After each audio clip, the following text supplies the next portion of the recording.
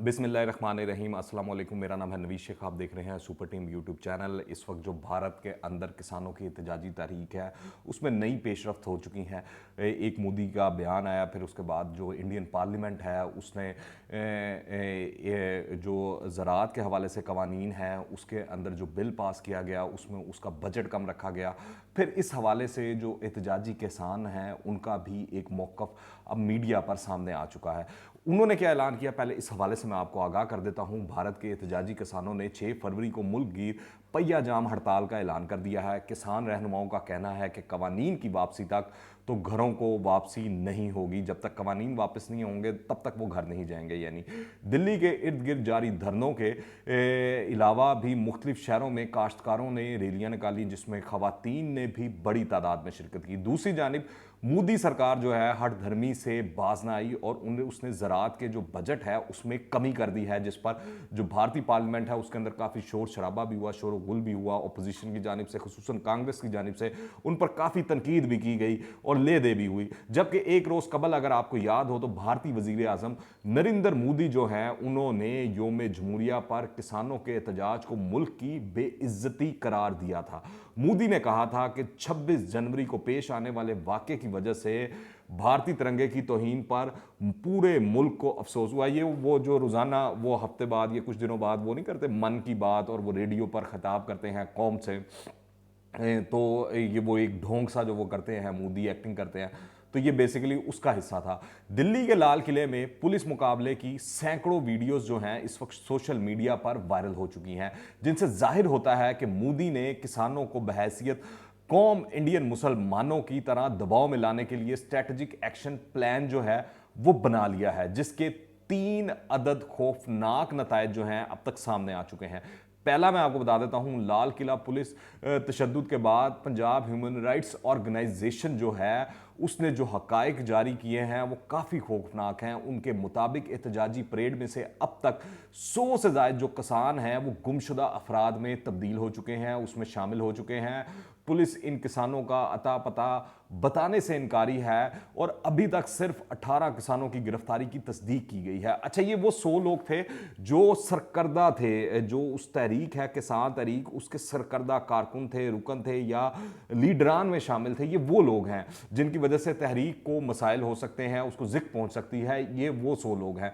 दूसरी मैं आपको बताऊं कि ये वारदात पहली से भी ज़्यादा खौफनाक है, क्योंकि इसमें मुसलसल बेरहमाना वारदात के जरिए मरने वालों की तादाद जो है इस एहतजाज में वो 150 के करीब पहुंच चुकी है। और अब जो ताज़ा तरीन इतलात है उसके मुताबिक जो मोदी सरकार है, जहां जहां पर ये किसान और सिख रहनुमा बैठे हुए हैं, सिख किसान बैठे हुए हैं एहतजाजी, वहाँ वहाँ पर हुकूमत ने बिजली और पानी के कनेक्शन जो हैं वो काट दिए हैं, इंटरनेट की जो रसाई है वो मुअत्तल कर दी है, ताकि वो दुनिया से और हर जगह से कट कर रह जाएं और फिर वो मजबूर हो जाएं कि वापस चले जाएं।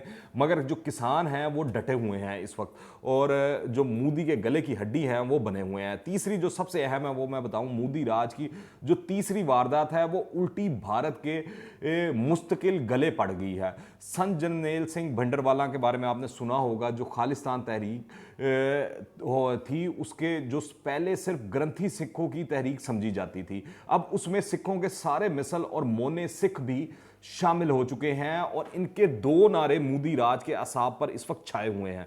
इनमें से पहला नारा है कश्मीर बनेगा पाकिस्तान और दूसरा नारा है पंजाब बनेगा खालिस्तान। इन दिनों सिख और जो मुस्लिम फनकार हैं लाल किले वाले वाक़े पर मुख्तलिफ वीडियोज़ भी जारी कर चुके हैं, जो सोशल मीडिया पर सारी दुनिया में वायरल हो रही हैं। पाकिस्तान में जवाद अहमद ने भी ये इनिशिएटिव लिया और एक वीडियो बनाई जिसको भारतीय पंजाब और भारतीय सिखों में काफ़ी पसंद किया गया, एक्नॉलेज किया गया। तो इस तरह के जो फनकार हैं और जो लोग हैं वो भी अपने काम के ज़रिए जो सिखों की हमायत है, किसानों की हमायत है, उसमें आगे आ रहे हैं, उनको सपोर्ट कर रहे हैं, उनकी मदद कर रहे हैं, उनको जज्बा जो है उसको मज़ीद उजागर कर रहे हैं। आप देखें, भारतीय पुलिस जब किसान मुजाहिरीन का धरना ख़त्म करवाने में नाकाम होगी, तो ये मैं आपको एक रोज़ कबल की बात बता रहा हूँ, तो मोदी सरकार ने इस धरने को ख़त्म करवाने के लिए गुंडे भी मैदान में उतारे। मुकामी अफराद के भेस में आरएसएस के गुंडों ने तलवारें लेकर मुतअद्दिद मुकामात पर मुजाहिरीन पर बाकायदा तौर पर हमला किया। गुंडे गद्दारों को गोली मारो के नारे भी लगाते रहे। आरएसएस के गुंडों ने किसानों के खेमे भी उखाड़ दिए, मुजाहिरीन को डंडों के जोर पर मुंतशिर करने की भी कोशिश की गई। शदीद तशद्दुद के बावजूद जो मुजाहिरीन थे वो गुंडों के सामने, आरएसएस के जो गुंडे थे उनके सामने डट गए, खड़े रहे और साबित कदम रहे। पहले जो पहल तो जो पुलिस थी इर्द गिर्द मौजूद थी, मगर वो खामोश तमाशाई बनी रही। मगर जब उन्होंने मामला बिगड़ते देखा कि बात और ज़्यादा आगे बढ़ सकती है और कोई और रुख इख्तियार कर सकती है, तो वो बीच बचाव कराने बीच में आए और मामला रफा दफा कराया। तो इस चीज़ को भी रद्द नहीं किया जा सकता कि जो मोदी सरकार है अपने होछे हंडे इस्तेमाल करते हुए कुछ भी कर सकती है। आप देखें गुज़िश्ता दिनों जो भारत के अंदर एक इंसिडेंट हुआ इजरायली वजारत खजाना सफारत खाने के बाहर, जिसमें चंद गाड़ियों को नुकसान भी पहुंचा और वो सारा कुछ हुआ मामला। तो बेसिकली जो मेरी नज़र में ये सारा कुछ किया गया, तो इस तरह महसूस होता है ये सिखों को उन्होंने पैगाम दिया था, जो किसान रहनुमा हैं जो एहतजाज करें उनको रहमान पैगाम दिया था कि इतनी हाई प्रोफाइल जगह पर अगर कोई इस तरह का इंसिडेंट हो सकता है तो ये बईद नहीं कि जहां पर वो सिख एहतजाज कर रहे हैं या किसान एहतजाज कर रहे हैं तो वहां पे भी इस तरह का कोई काम किया जा सकता है। और अगर देखें अगर वहां पे इस तरह का काम किया जाता तो भारत का वही वतीरा है, भारत ने रोना पिटना डाल देना और इसका सारा मलबा पाकिस्तान पर डालना शुरू कर देना है। एक तरफ उन्होंने सिखों की हमदर्दी हमारे हासिल करने की कोशिश करनी है और दूसरी जनब पाकिस्तान को बदनाम करने की कोशिश करनी है और सिखों को पाकिस्तान से तोड़ने की कोशिश करनी है। क्योंकि जब से पाकिस्तान ने करतारपुर कॉरिडोर बनाया है, जो पाकिस्तान की इज्जत है सिखों की नज़र में और भारतीय पंजाब के जो किसान हैं और सिख हैं हमारे भाई जो हैं उनकी नज़र में बहुत बढ़ चुकी है और वो इस चीज़ को बहुत ज़्यादा एक्नॉलेज करते हैं। तो मोदी सरकार एक तीर से ये दो शिकार कर सकती है और कुछ बईद नहीं। क्योंकि आप देखें वो जो उनके अर्नाब गोस्वामी की व्हाट्सएप चैट लीक हुई, जिससे पता चला कि अगर भारत अपने ही फौजियों को मरवा सकता है सियासी मकासद के लिए, तो इस धरने को ख़त्म करवाने के लिए और सिखों को अपनी तरफ रागिब करने के लिए, माइल करने के लिए वो कुछ भी कर सकता है। वो कोई भी ओछी हथकंडा और कोई भी चीज़ इस्तेमाल कर सकता है। इस तमाम तर सूरत हाल में दूसरी जानिब जो है, जो आज़ादी इजहार के फ़रोग के बुलंद बांग दावे करने वाले जो सोशल मीडिया प्लेटफॉर्म्स हैं, उनके दावे भी सारे खोखले साबित हो चुके हैं, वो बेनकाब हो चुके हैं।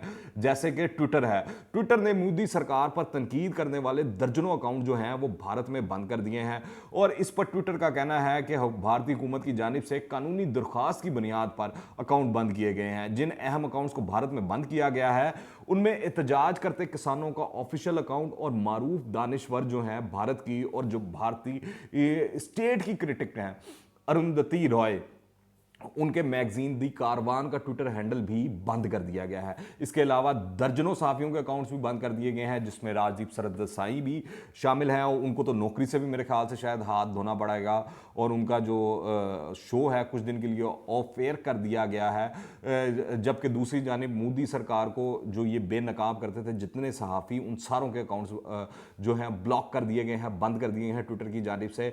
क्योंकि भारतीय वजारत दाखिला ने ट्विटर को 250 अकाउंट्स और ट्वीट्स ब्लॉक करने का कहा था, जिसको ट्विटर ने मनो अन कबूल कर लिया कि जी हजूर जो आप कहेंगे वैसा होगा। इससे पहले फेसबुक की भी इस हवाले से स्टोरी आ चुकी है कि किस तरह मोदी हुकूमत और भारतीय हुकूमत को फेसबुक जो है वो सपोर्ट करता रहा है, मदद करता रहा है।